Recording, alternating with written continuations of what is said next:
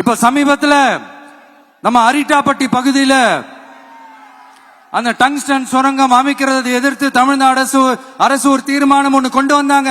அதை நான் மனப்பூர்வமாக வரவேற்கிறேன். ஆனா அதே நிலைப்பாட்டை தானே இங்க நம்ம பரந்தூர் பிரச்சனையிலையும் எடுக்கணும்.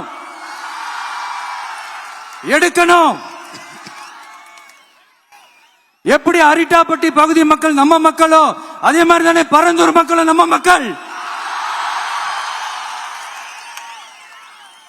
அப்படித்தானே ஒரு அரசாங்கம் யோசிக்கணும். ஆனா அப்படி செய்யலையே. ஏன் செய்யல? ஏன்னா இந்த விமான நிலையத்தையும் தாண்டி இந்த திட்டத்தில் அவங்களுக்கு ஏதோ ஒரு லாபம் இருக்குது.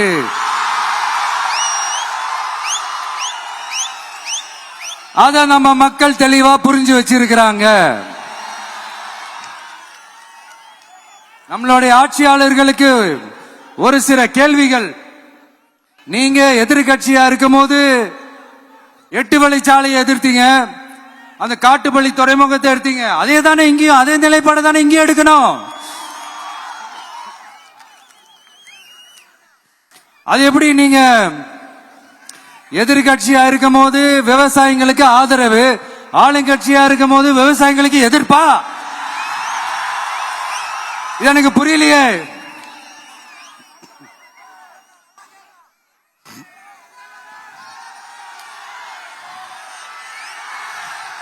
அதனால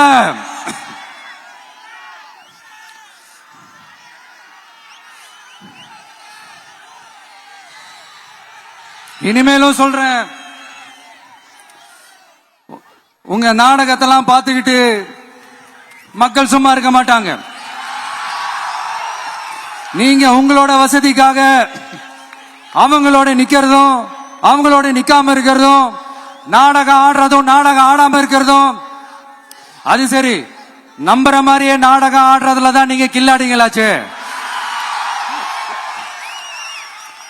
அதையும் மீறி நம்ம விவசாயிங்க உங்க போராட்டத்துக்கு எதிராக போராடினாங்கன்னா பிரச்சனை தான்.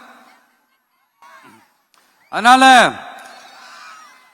இனிமேல் உங்க நாடகத்தை பார்த்துக்கிட்டு மக்கள் சும்மா இருக்க மாட்டாங்க. உங்களோட இந்த விமான நிலையத்துக்காக நீங்க ஆய்வு செஞ்ச இடத்தை மறு ஆய்வு செய்யணும்னு ஒன்றிய அரசுக்கும் மாநில அரசுக்கும் நான் கேட்டுக்கிறேன். விவசாய நிலங்கள் இல்லாத இந்த பாதிப்புகள் குறைவா இருக்கிற இடங்களா பார்த்து உங்களுடைய விமான நிலையத்தை கொண்டு வாங்க. வளர்ச்சி தான் மக்களை முன்னேற்றம். ஆனா அந்த வளர்ச்சின்ற பேர்ல நடக்கிற அழிவு மக்களை ரொம்பவே பாதிக்கும்.